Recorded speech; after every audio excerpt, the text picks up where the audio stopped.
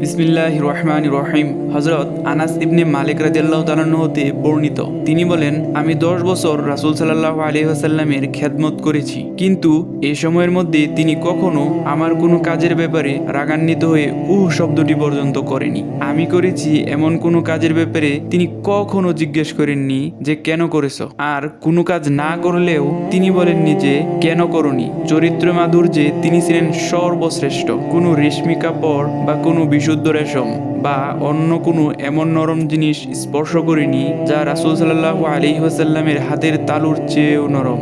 আমি এমন কোনো মিশক বা আতরের সুবাস পাইনি যা রাসূল সাল্লাল্লাহু আলাইহি ওয়াসাল্লামের ঘামের ঘ্রাণের হতে অধিক সুগন্ধিময়। মুসনাদে আহমদ, সহিহ ইবনে হিব্বান।